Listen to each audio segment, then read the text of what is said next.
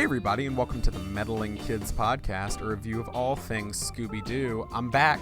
Fred let me go, guys. I'm Stephen Pappas. And I'm Julie Kidd. That was terrifying last week, by the way. I'm hoping we can do more of those in the future.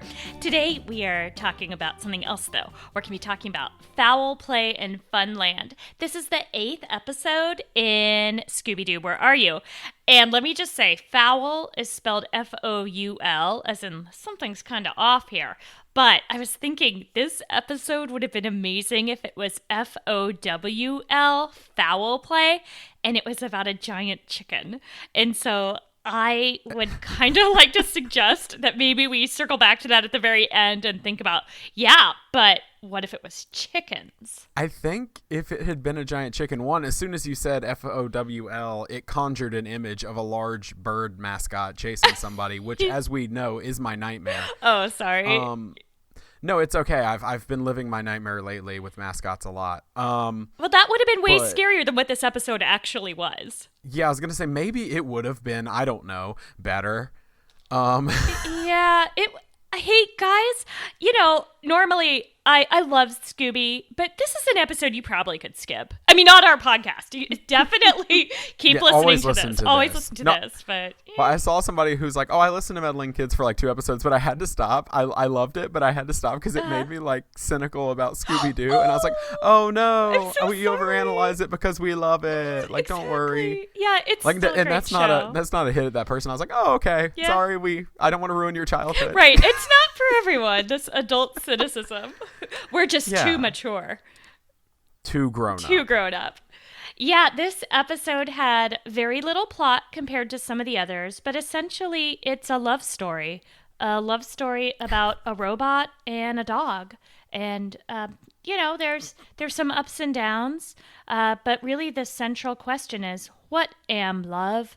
And we'll come back to that. I don't know that that's what I got from this. Oh, you watched Foul Play in Funland, right? Yes. Okay. No, there was a robot and there was a dog, as there are on most episodes of Scooby-Doo. Yeah. But I think it was more like, for me, I was like, this is more about like an ousted lover.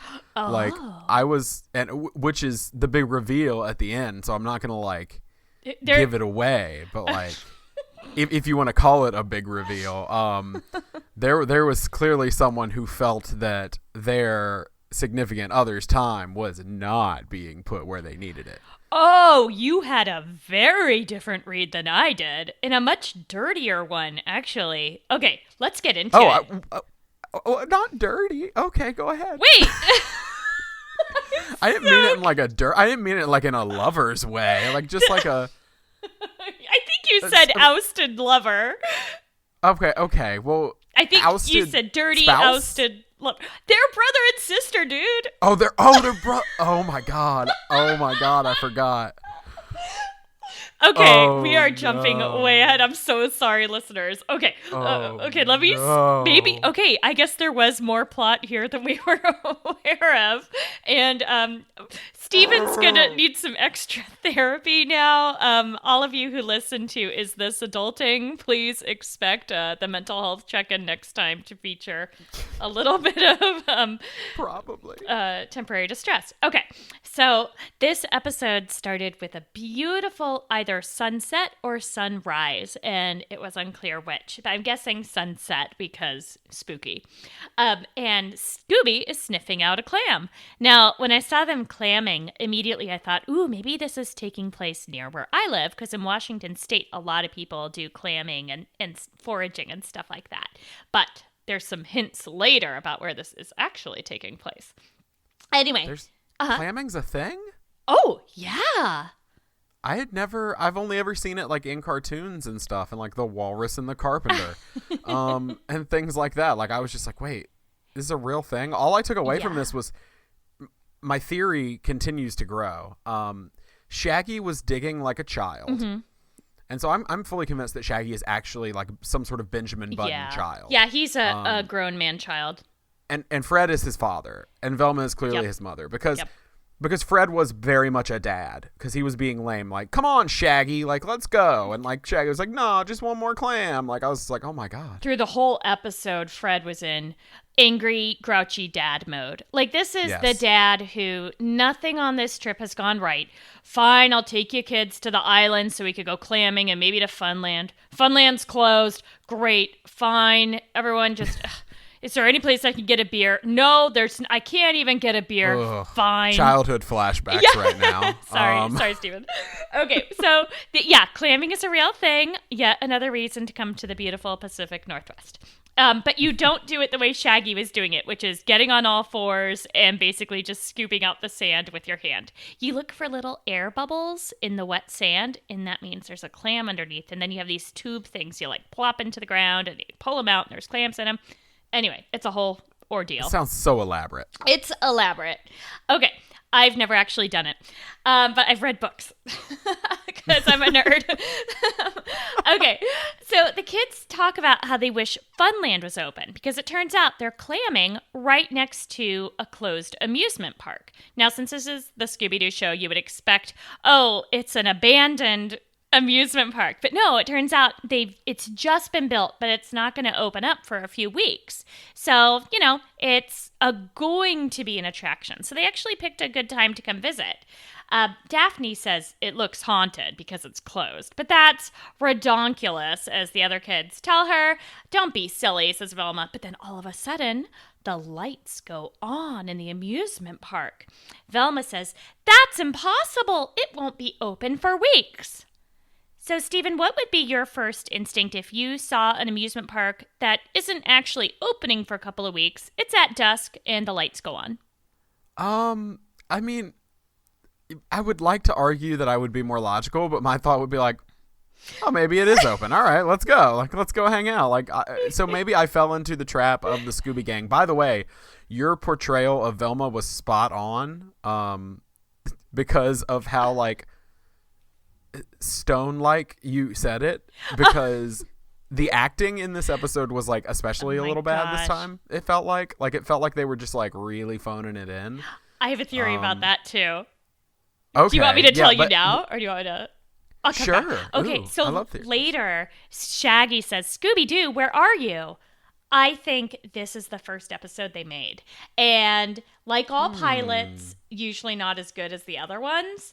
And so the actors are still feeling out their characters. There's a few times when Fred sounds older than he sounds later. Like, he does sound like an older dude in this one.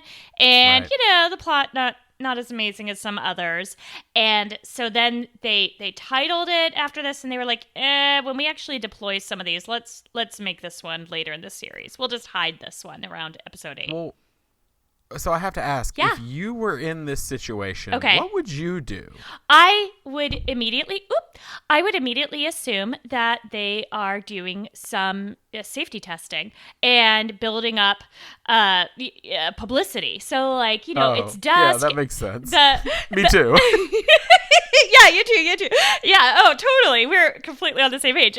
Not that it's haunted. That would be where I'd go first. And I would think, they just want to build up. Let's turn on these beautiful lights for the next couple of weeks. Get everyone really excited so everyone get pre-buys tickets and stuff, No? Okay. Or haunted. Haunted works. I like haunted better. Haunted is way more exciting.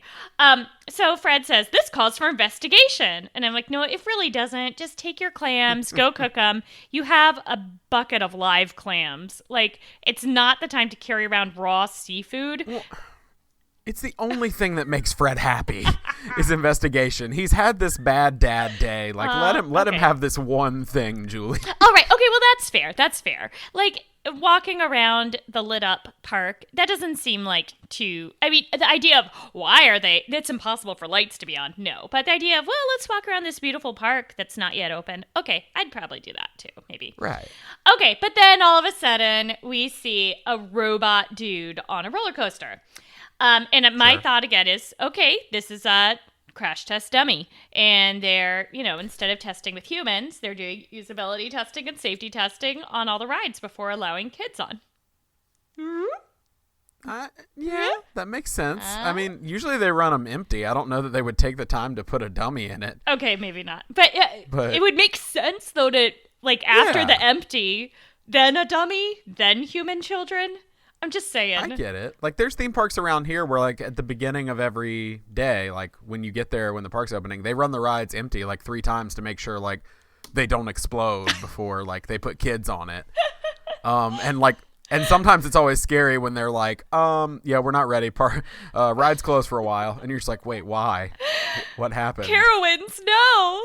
Yeah, oh my God. Okay, I'm so glad. I forgot that you used to live around here. Yeah. I was like, you don't know, but you do know. I do know. And one year, terrifyingly bad. We bought a season pass to Carowinds one year. And my best friend and I would just go there for like a half hour, like at the very beginning of the day, like several times throughout the summer. It was amazing. You know what my first ride was at Carowinds? And it was my first roller coaster ever? What? The Scooby-Doo roller coaster. Oh my gosh! Because Hanna-Barbera used to, like, Paramount's used to own them, and Hanna-Barbera had a whole little world in this theme park. Oh. And, like, I used to go on the Scooby-Doo roller coaster. It was a purple roller coaster, and it was, like, my first roller coaster. So it's all coming full circle. That's adorable. Was there a weird robot on it? Yes. What did he look Every like? damn Every time. time. Okay, so how would you describe this robot for our listeners? It looked very, like, almost spaceman-like in a way. Like, it was very tall and kind of lanky looking, and it was just, like, all blue and looked like he was wearing, like, one of the old school, like, leather football helmets, but a metal version. Oh, yeah, that's a good description. It was weird. We'll put pictures online on our Facebook page and on Twitter because I took some screenshots. So he's all in blue, except he has a purple leotard looking, kind of like his bodice, I guess, is purple. So I kept thinking he looked like an American Apparel droid, because I think that's the company where, like, they try to sell leotards for grown-ups to wear, like, out of the house. I don't know what you're talking about in the Trust best way. me, I don't want to know. Yeah. Like, I want to just have this image in my head. Yeah. For those who are familiar with the American Apparel brand, it's like they said, what are some clothes from the 80s that look really bad on regular people? Let's sell them for real expensive. And so they're like Urban Outfitters. Yes. And especially everything's tight. Ooh. Yeah. Yeah. Great for my age group. Anyway, the 40 plus moms. We love our tight leotards. Okay. Anyway, the thing about this robot is that he clearly looks like a robot. I mean, he's got electric eyes. He's metal. Like, there's no doubting that this is some sort of, like, man-made thing. But it's just like in The Walking Dead, where they never use the word zombies. It's like in Walking Dead, it's like walkers or the undead or whatever. Right. In this, the kids are like, is it a ghost? Is it a bee? I mean, they like have like they don't know the word robot. Like they're just like, what is? It's a metal, some sort of animatronic. I don't know. I don't. Yeah, it makes sense. sense. It's a shark. This is a shark, right? This is what a shark. It felt like they were just yelling like terms, like just like, oh yes, clearly it's a lawnmower with legs, like. I love that. Which in a way, I guess. Well, I get lawnmower with legs actually. Okay, so not menacing at all. He's got a very neutral face. Shaggy. Right. So okay, the kids see this, but they're a little worried about the dude on the roller coaster. Oh no, I don't think they even see him yet. Anyway, Shaggy says, this is a dream come true, getting to walk around this amusement park. They pretend to go order snacks from a snack vendor. And, of course, snacks magically appear. And they're not freaked out too much. They just kind of gorge themselves. You know. I mean, sure, I eat food that just, like, randomly appears in places. I probably would in this case, too. It looked really good. Oh, yeah, I walked out the other day just on my driveway. There was just, like, a tray with 2 tacos sitting there, and I ate them. I mean, I did. Okay. I would believe that story. You can't tell if I'm joking. I know. If they were a tray on a table, and the table was on your driveway with, like, a tablecloth, then true, yeah. I would think you probably did eat them. But if there was just a tray on the ground, I would know. Yeah, no, this is one of them jokes. One of them Yep. jokes one, you're so one of those funny ha-has that Steven is known for That's right. sometimes. Okay, so Fred plays one of those like rigged ball toss games, where you knocked it. No, I got really upset with this because Fred plays the rigged ball toss thing, like you were saying, where you knock down the milk bottles, the glass milk bottles, and he throws it and just like takes them all out. Yeah. And he's just like super braggy about it. And Velma is just like fawning over him, which gosh. just supports my theory of like, oh, Freddie. Like, just like she is feeling it. Like, girl, I'm not going to go there. But yeah. No, it made me want to vomit a little bit. What he said was, I used to be pretty good at this. And it's like, dude, you're supposed to be 17. And so to me, that was like more evidence that he's definitely like over age 35. Like teenagers don't pick up something like that and say, back in my youth. And he definitely sounded like a dad. Yeah, and then Daphne calls him Freddie for the rest of the episode. So I may be marking her territory a little bit. Okay, so anyway, yeah, he knocks down the bottles, but then they magically, like, when they next turn around, they're reassembled. And then the Kiwi doll prize appears, which I was like, wow, throughout this whole episode, the food was really cheap on the signs, and the prizes actually looked like decent prizes. Whereas these days, it's like the kids beg and beg and beg for the prizes, and it's things I've seen at the dollar store that I know are going to break on the way home. But right. Or like a goldfish that's going to make it like less than 24 hours. Yeah, just upcoming dead goldfish or like zombies to be, I guess. Poor little goldfish. Yeah, they are definitely gonna perish. Okay. And for those outside of the United States, we are referring to actual goldfish this time and Not not the goldfish crackers, as I so often refer to on my other show. Okay, so Fred leaves some money on the cash register and it magically opens to accept his quarter. By the way, he calls his quarter 2 bits, and I was thinking that really ages this program because I'm guessing a lot of our listeners probably don't know that 2 bits means a quarter. And I didn't know that. Okay, well, do you know the words to that? Shaving a haircut? 2 bits. Yep. Oh, I didn't know what that meant. I was just like... I'm old. Okay, so they eat a whole bunch of food, and suddenly they see... Okay, so Shaggy and Scooby see a robot dude moving around super fast with crazy music. And the music is so weird, and the effects are so weird, and he's walking with, like, stiff-armed, like, not human in a costume kind of style that... My sense is they are both extremely high, that we are seeing this from their perspective, and they are just extra, extra stoned. Not that I would know. I mean, yeah. Potentially. I would believe that, given their track record. Maybe. Okay, so they're looking for his scent to, like, follow him, but Scooby can't smell his scent. In other words, their logical conclusion is, well, he looked like a robot, and he moved like a robot, and he doesn't smell like a human, must be a ghost. I was going to say shark, but yes, must be. Ghost or shark. Okay, so the robot goes, or the shark, the American Apparel shark goes into a hall of mirrors. Leotard shark. Ugh. Yeah.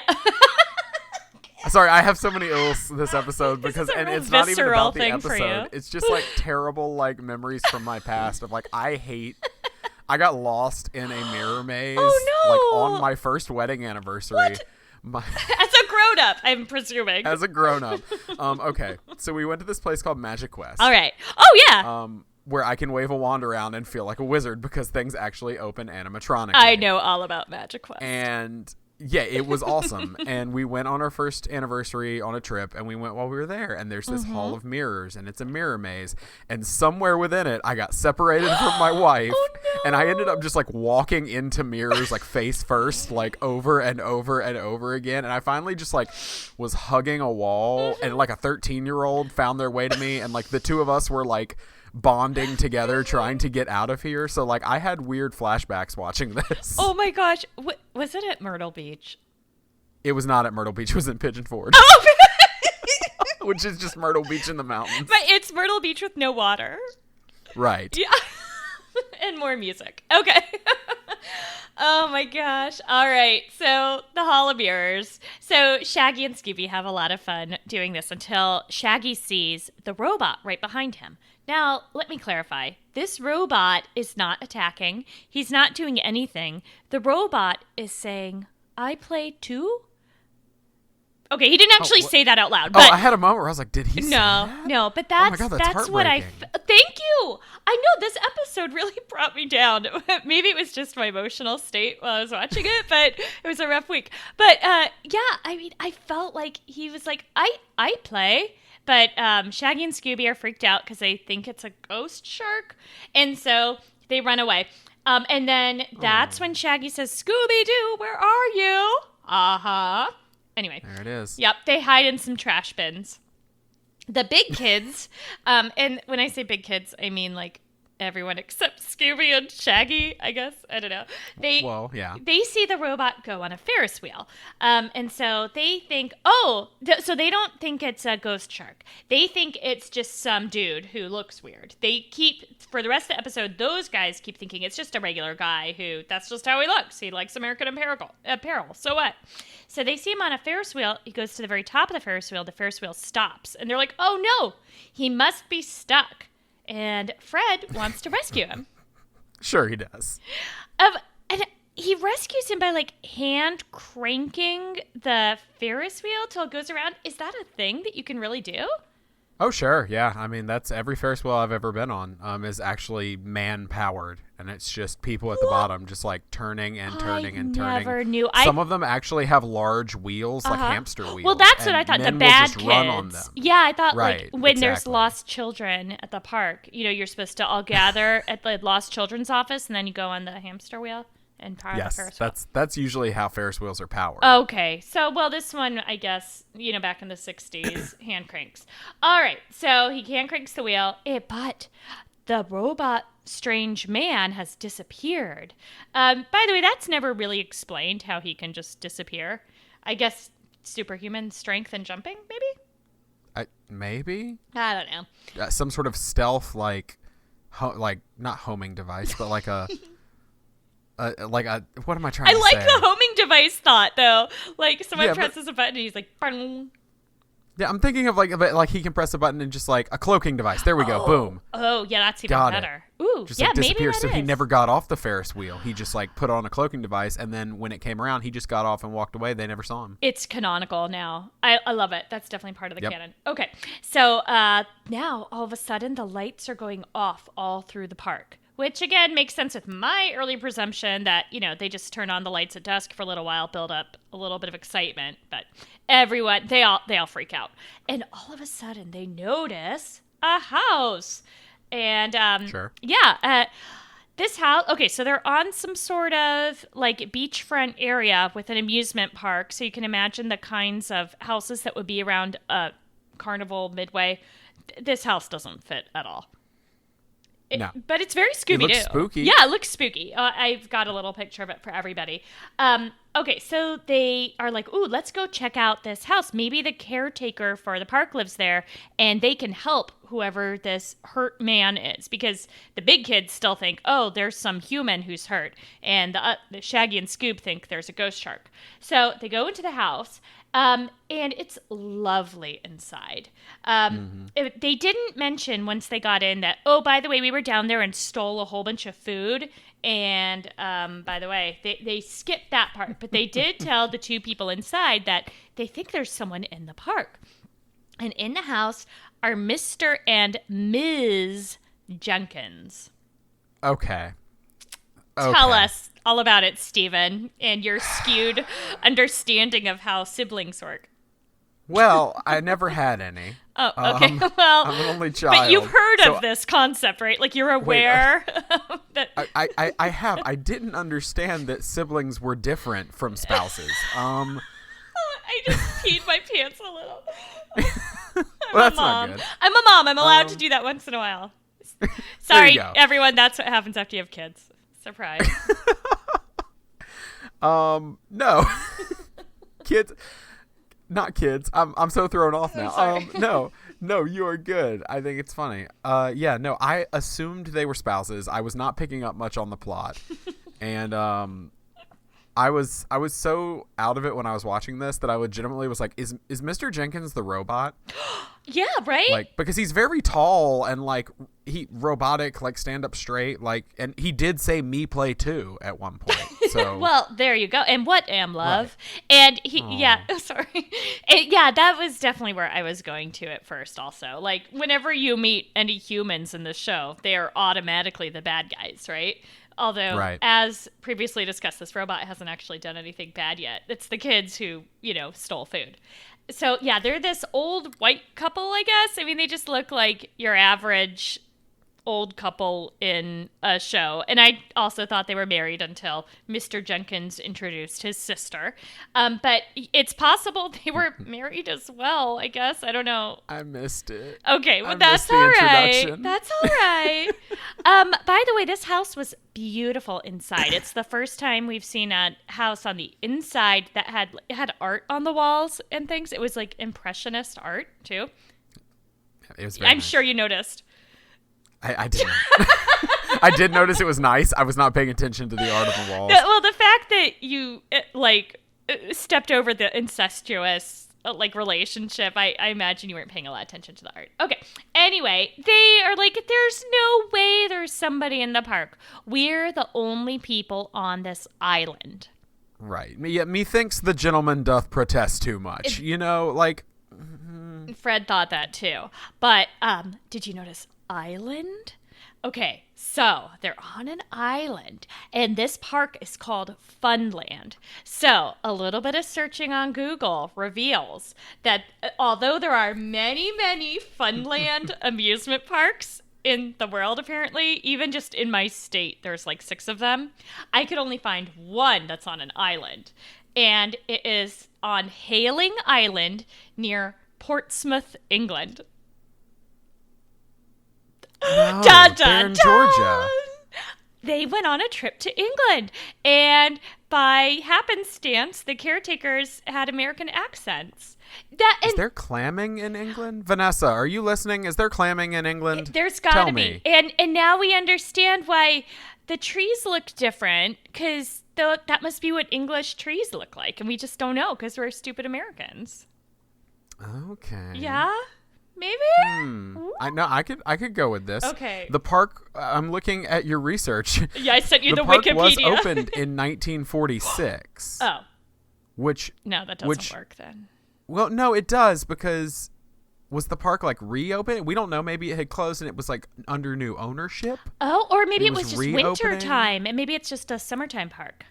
Right, and so it would still have existed during this time, because it still exists to this day. So I think sense. I made a brilliant discovery. I should have said that with a British accent, but I might be totally wrong. I don't know. Anyone who lives near Portsmouth on Hayling Island, please let us know if this is what Funland looks like. Okay. I'm looking at their wooden roller coaster to see if it looks similar. Okay. Well, while you're doing that. Oh, gosh. Oh, what?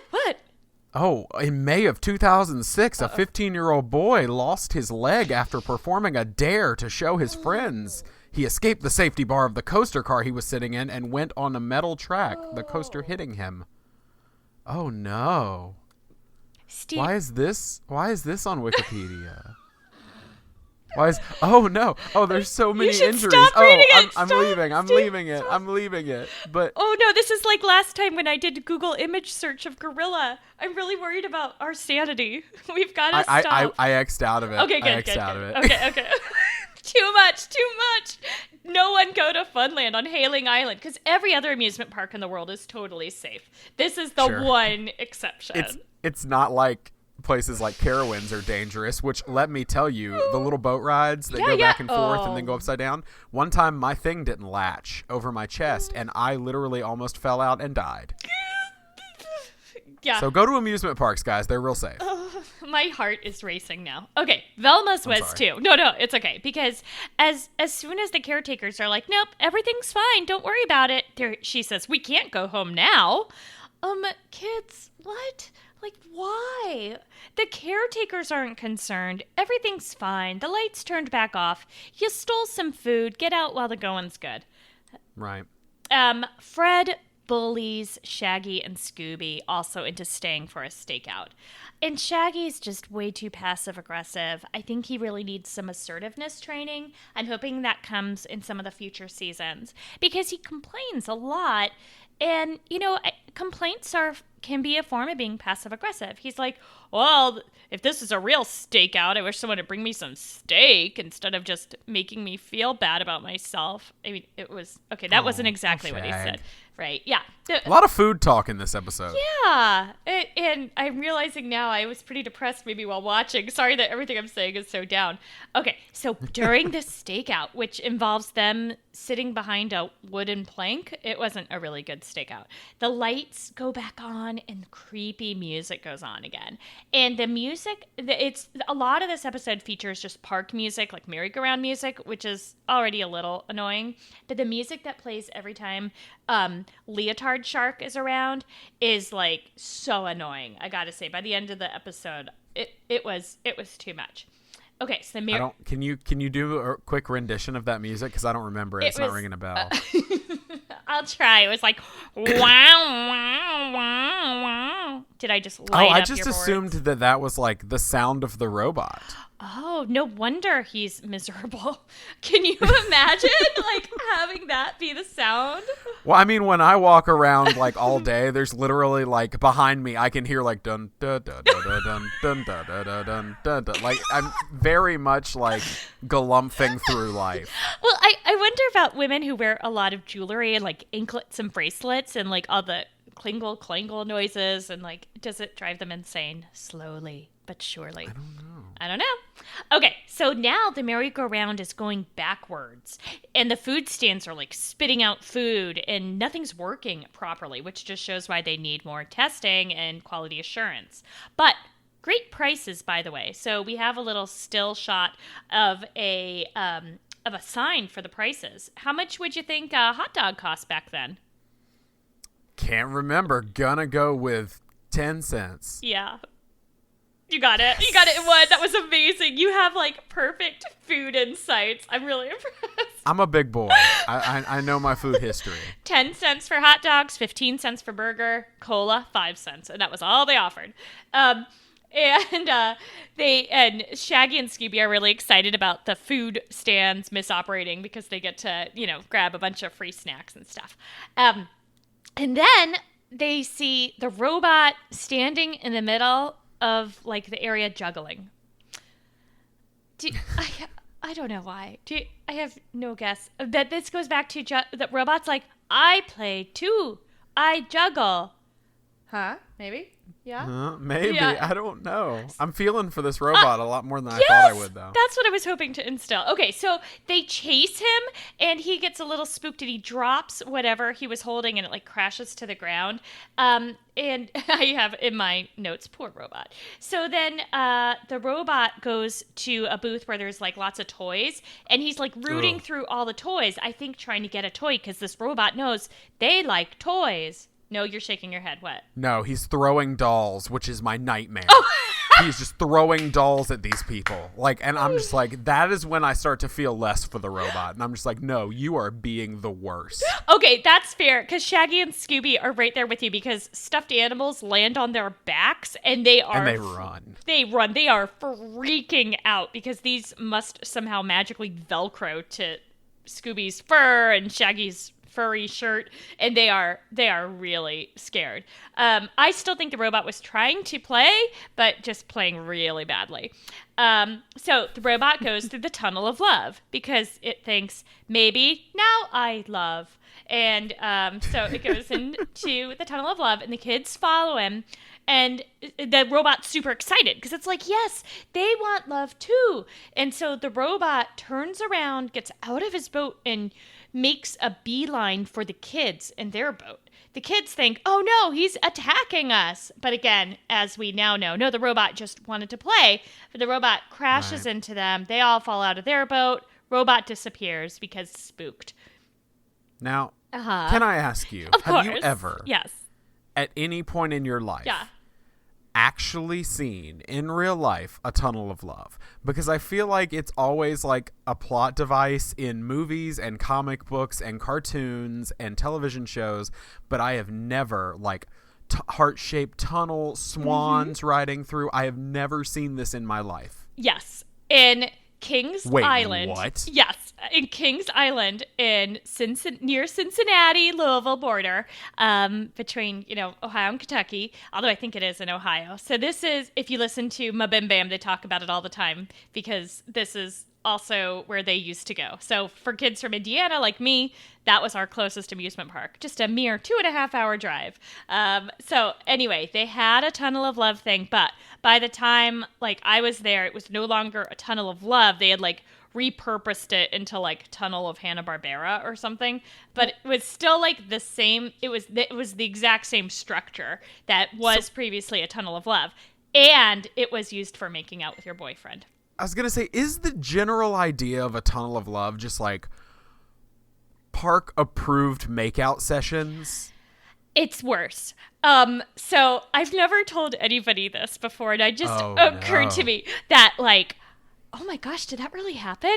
Like as an adult looking back. So you know how like so I was on the Tunnel of Love with a high school boyfriend, and and I got to a base I'd never been to before. Okay, so I was really excited, and because high school, and as discussed previously, big nerd, and so it took a lot of getting to a base. Anyway, so got to a new base on the Tunnel of Love, and it was air conditioned too, which was like especially exciting. So because hot Cincinnati summer. But while getting to the space, we realized this ride isn't moving like at all. Like, okay. What? Well, okay, great. We'll enjoy the time we're just stuck here. And so we enjoyed our time that we were stuck for like a few minutes. And I remember thinking, oh gosh, I wonder if someone's hurt someplace or something. So we got out of the Tunnel of Love at the end. And as we're walking by like the booth, I see that there's like a video monitor of the cars. No. Yes. I think our call just paused right in the most exciting part of my story. Oh no, you're back. You're back. All I heard was the video monitors, and I panicked. Yeah. And now I'm so scared. Yeah. No. So like, I remember thinking, I wonder if someone saw me making out with my boyfriend. And like now I'm looking. Yeah, I'm looking back. I'm like, dude, I was 16. Sicko pervs. Like. Anyway, but of course. Granted, if it's an amusement park, it was probably being run by also 16-year-olds. Oh, okay, that's fair. All right. And in case my children are listening to this, what I meant was we were playing rock, paper, scissors, and I was totally cheating at it. And so I was embarrassed that someone saw me cheating at rock, paper, scissors, because I would never do anything other than that until I was married. The end. Right. Clearly. Okay. So yes, Tunnels of Love exist, and feel free to delete that really long story if you want. No, that is gold. That's gonna be the whole episode. I'm cutting out everything else. Kings Island. I'm gonna sue. I think statute of limitations has run out on that. Okay, great park. Good day. I was just. You're like reliving your youth. Just like good day. I had a good time. Looking back, it took a lot of work for me to get it up to any of those bases. So I mean, if you want like an embarrassing, this has nothing to do with a Tunnel of Love or an amusement park, but if you want an embarrassing, I made out the entire way through the remake of the Poseidon Adventure in high school. In a theater, not even on like the back row, like in the middle of the theater. Like I don't know how people like stood what was going on, but and if my mother's listening, no, I didn't. Right.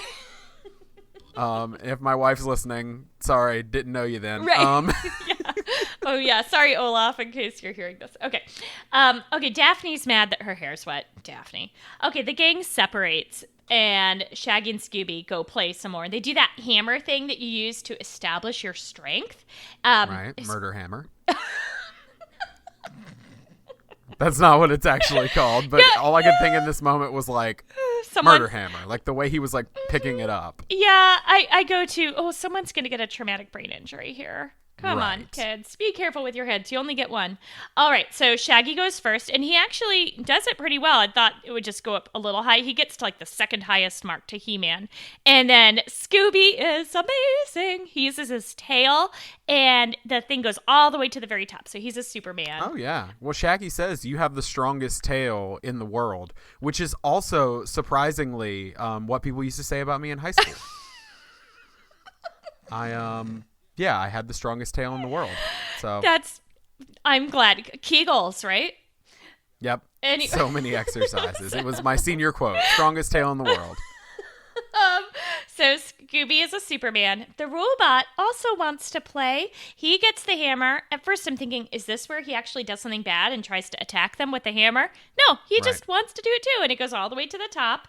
And then they run away and he does that stiff-armed walk after them. He's like, we played now? This friendship? And they run away. But we don't know what happens next until after a commercial break.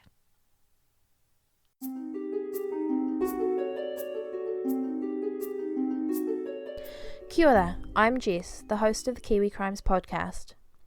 Each week, I'll share a missing persons or murder case from New Zealand. I discuss cases that are well known, as well as cases that you might not have heard of. Some cases will be recent and ongoing, while others will be cold. Full-length episodes are released fortnightly, and minisodes are released on the in-between weeks. You can find Kiwi Crimes anywhere you get your podcasts. I hope you'll join me as I explore the cases that rocked New Zealand. Ka kite anō.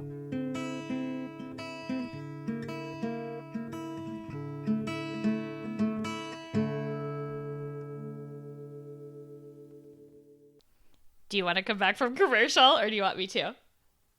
Oh, I'll let you. I always like to let you. You're okay, so good. much hostier than I am. Oh, I like being hosty. Well, Shaggy and Scooby are in a roller coaster after the break, which makes no sense. They were running away. Why would you get in a place where you can't escape? I guess it kind of makes sense because free roller coaster ride.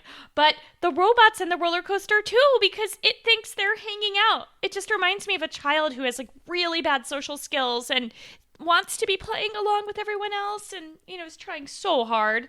The kids tell Shaggy and Scooby terrible, terrible, terrible advice. They say, jump out of the roller coaster car into another car. Sure. Kids. Well, as we've learned from historical record, that is not a good idea. Don't give in to peer pressure at this theme park. Right, because you could lose a leg. Thank you, Wikipedia. Right. Or worse. 2 legs. And they're like going downhill at this point. Right. I'm like, have you ever been downhill on a roller coaster? Like you hit like 0 G's and like your butt starts coming up out of the seat. And so like, I'm just like, they would kind of just like fly off of this thing. Yeah, no, it was a terrible idea. Kids, don't do this. Okay, now the robot's train is empty. And the robot is like, I don't know, feeling really bad because it jumps off the very top of the roller coaster into a circus tent. And Fred still thinks this is just some random guy. It hasn't occurred to him that it's a robot yet. And he's afraid that this guy might be hurt. So they go into the circus tent, but they can't find him anywhere. Velma says, it defies all the known laws of physics. What? All right, Velma.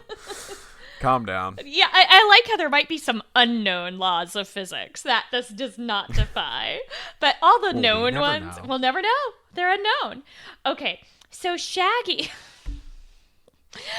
oh, sorry, I'm knocking my mic over from being frustrated with this silly show. Shaggy mentions that the dude's eyes look like lights on a hot rod. Fred says, hot rod? That's it! And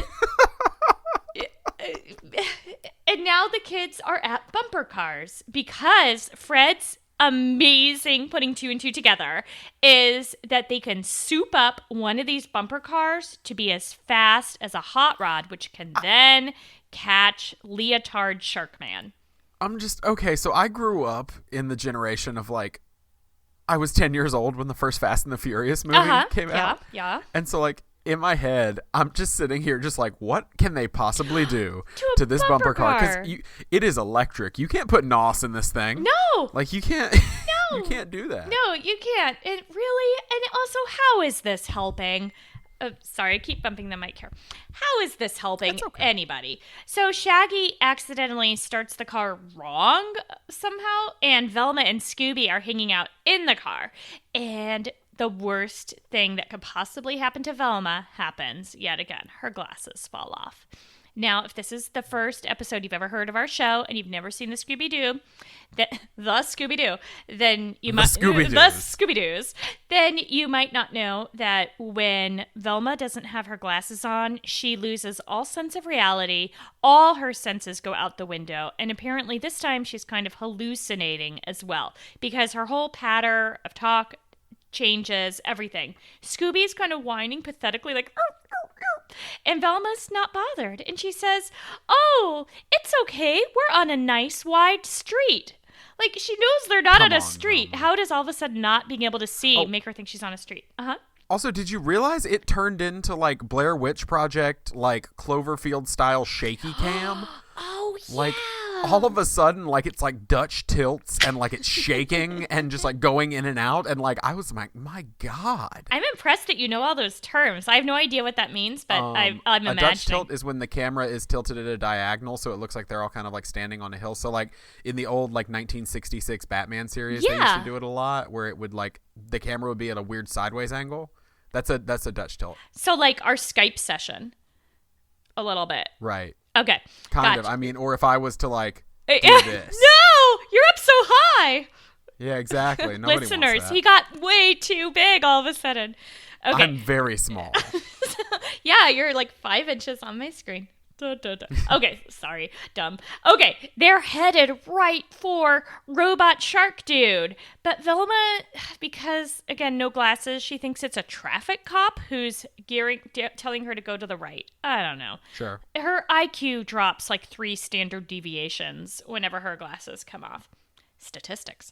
Okay, so they pass the robot and he walks towards them super fast, probably because he wants to help them. He can tell that they've gone astray and they're his new best friends and he loves them. She still thinks they're on a road, and then a train is coming, like one of those park trains, and it hits the robot. It's okay, here's the thing. Yeah. Train hits you, you dead. Yeah, and he flew Like, up in the air. I can't say that. Actually, my wife's uncle was hit by a train and lived like Wow. to tell the tale. Like he was is unfortunately he a robot? paralyzed, but no, he's paralyzed. I'm sorry. He was unfortunately he survived being hit by a train. That's so impressive. It's just like, what a bat. Oh, I'm not going to say that. She's got some good genes. Let me just say, you married into the right gene pool there. I know. I feel like I could take on the world. Yeah, your kids are going to be like practically bionic. If you have kids. Very sorry. John Henry. Yeah. Sorry, didn't mean to pressure you there. Okay. It's okay. It's okay. Okay. You're not the only one. Oh, my bad. I'm sure. I can imagine. Okay. So, the train is coming, hits the poor robot, but a huge pile of cotton candy stops Velma and Scooby gets to lick it off. And it's adorable, of course. And then Fred builds the prize trap of all time.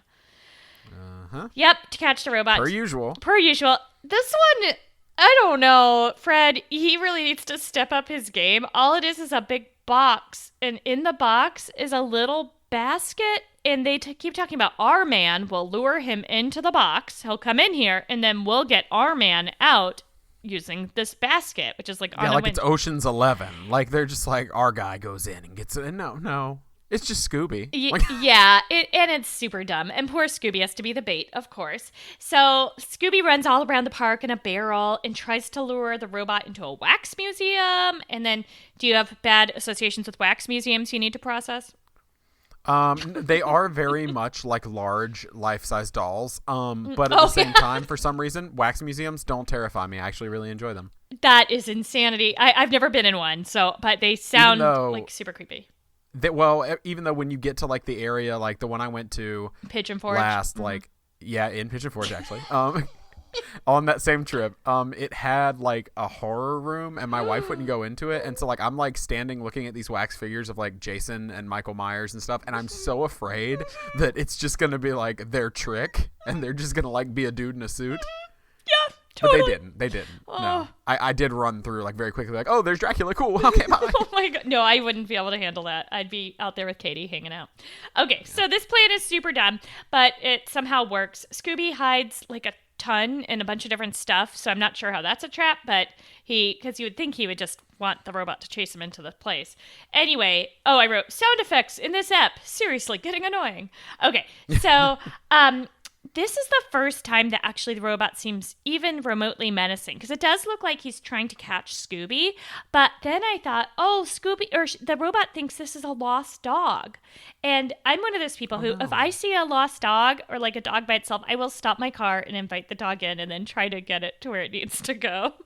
I do this so much that my family sings a song for me. Julie-kin, dog rescuer, because I had to stop doing it like when the kids are in car seats, because you don't want to invite wild dogs into your car. You have like a toddler strapped in. Yeah, but I still constantly am always on the lookout for a dog who needs a friend.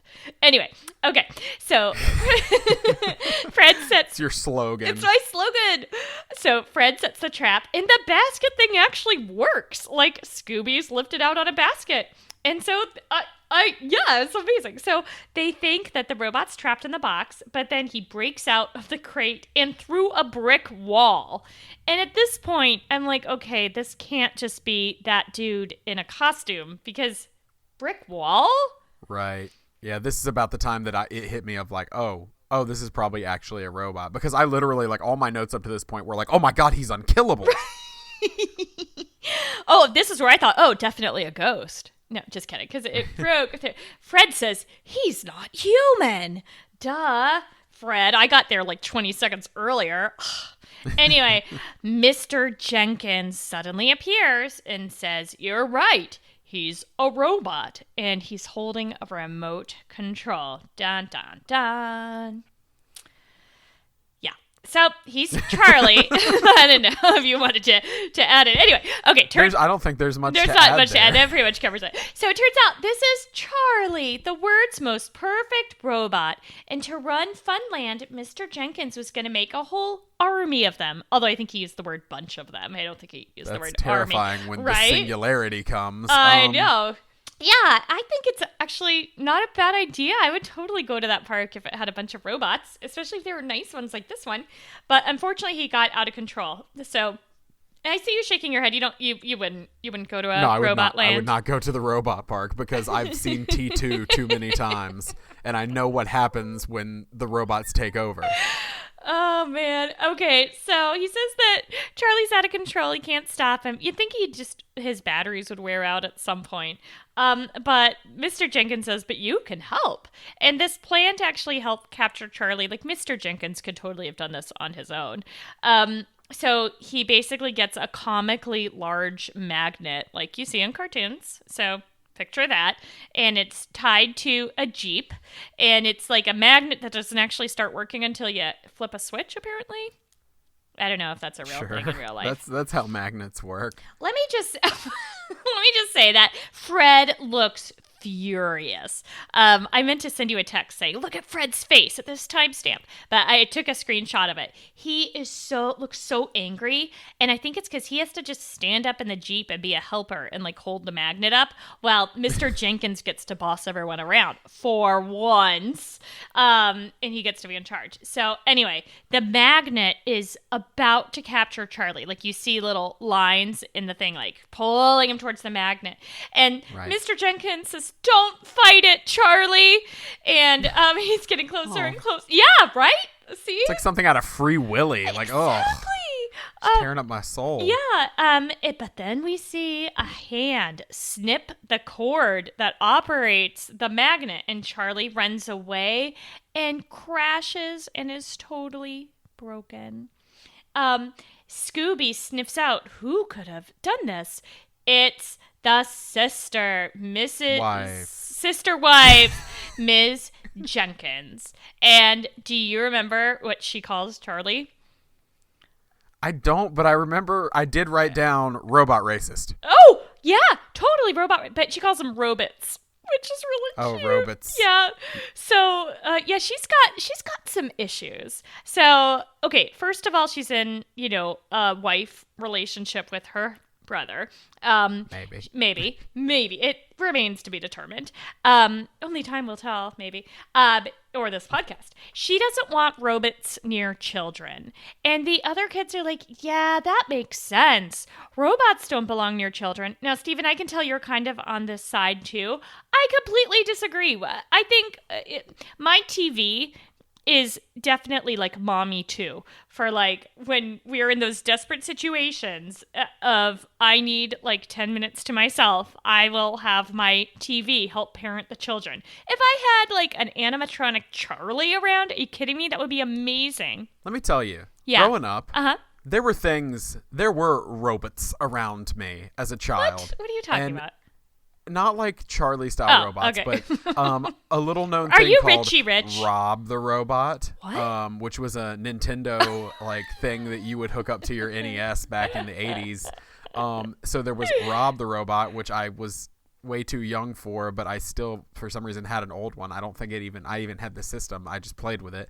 There was an R2D2 that lived at my friend's house that like you could give it commands. I have that. You'd be like, hey R2. I have that. And it would be like, you do? I have it in real life. My Really? dad. Are you interested in selling it? To me. Let's discuss this offline. It's Okay. It's a prized possession. I know. I looked it up on eBay though, and I know they go for a lot. It's in pristine never mind. condition too. Oh, you mean to you for like a reasonable amount of money? No way. But you can come visit him. He's amazing. It's spectacular. Okay, we could do a whole show about that. Okay. Anyway, Yes. If you say dance party, he plays you the music from Jabba's From the canteen. Yes. It's amazing. Yeah, you dance part and he spins around. Just Those are worth money? Yeah. Interesting. Well, ones Sending that a text work. right now Okay. to my friend. Okay. Anyway, okay. So what were we talking about? Oh yeah, the kids all agree. But Mr. Jenkins repairs him a few weeks later. It takes a while. Up until this point, this movie was becoming the Iron Giant for me. Or this TV show. Have you seen the Iron Giant? I have. Rock Okay. Tree. Yes. So upsetting, right? But Mr. Jenkins repairs him and he becomes even more awesome than he was before because he becomes a dog petting robot. And he and Scooby finally fall in love and the robot learns how to be a true friend and Scooby learns robots can love too, despite leotards and all. The end. I need you to know I had a moment when he was like petting him very aggressively, but also cutely, where I was like, oh my God, what if he malfunctions again and just rips Scooby-Doo's head clean? Like, this is the final episode. Steven, I was having such a nice moment here, and then now I've got that image. I gotta bring it down. You do. Okay, so thank you for bringing it down. Let's bring it back up because we have a good friend of the show, Julie Cummings. Not me, somebody else also named Julie, because there's more than one of us. She sent us a meddling question. Let me look at it real quick. Julie Cummings. Oh, was it this easy to pick out the villains when we were kids? Julie Cummings would like to ask. I have an answer, but what are you talking about, Julie? I am terrible at picking out the villains. Every single time, almost, I have been way off the mark. Steven's good at it, but I am constantly led astray by the red herrings. I mean, this episode, I totally thought it was Mr. Jenkins until he went through that brick wall. Like, seriously, Julie, I think maybe you are like the world's most astute observer of Scooby-Doo, and you could be teaching all of the rest of us your amazing powers of inference. What do you think, Steven? Were you able to pick out the villains as kids? As a kid? Tell you a story about a little boy named Steven. Okay. Who used to watch Scooby-Doo and a pup named Scooby-Doo and 13 Ghosts of Scooby-Doo and all the Scooby-Doo series. And without fail, even as a kid, I could always figure out who the villains were. What? But Seriously? every once in a while, they would pull some shenanigans like they did this time where it wasn't one of the people. and I would stand up and I would just Slow clap. little 5-year-old Steven applauding in his living room, just like, you've done it. I doth my cap to you, sir. Like, you've outsmarted me because I am the world's greatest detective. Sorry, Batman, but taken. Maybe you and Julie the other Julie should be doing this podcast, and I could just like be helping with social media, because I'm guessing that the two of you are the only two who have ever figured out the real villains behind this. This show is just way too complicated and mature for most viewers. Don't leave me. Okay, if you leave me, I would never have good stories about Tunnel of Love awkwardness and things like that to amuse me for probably the rest of my day. Okay, well, thank you so much, Julie, for sending in that great question. If you have a meddling question, or if you just want to let us know what you like about Scoob, or thoughts on the show, or correct us where we're wrong, or tell us about Portsmouth, England, you can email us at meddlingkidspod@gmail.com, or you can tweet at us at meddlingkidspod, or join us on Facebook. Want to say thanks to Dave Sestay for the use of the song Night Surfing as our theme music. Yes, and be sure to check out our other shows. Stephen and Chris do Is This Adulting?, which is a view of mental health and everything funny in our world from two overgrown man children. Did I do that right? Yes, you did. Awesome. Close enough. Close enough. Okay. That's their new tagline, whatever I just said. And I do Close enough. Close enough, yeah. And I do the station wagon with my brother Mark. And please no cracks about sibling relationships, because it'll gross me out and I'll puke. And he and I look at the things we take for granted in life and then deprive ourselves of those things and tell you what happens to us. We have given up sugar right now, and it's actually going really well, by the way. That sounds hard. It wasn't as hard as I thought it was going to be. Spoiler alert. Okay. Anyway, we'll be back next time with episode 9 called A Thing That I Don't Remember. But I'm sure it'll be good. Do you know what it is?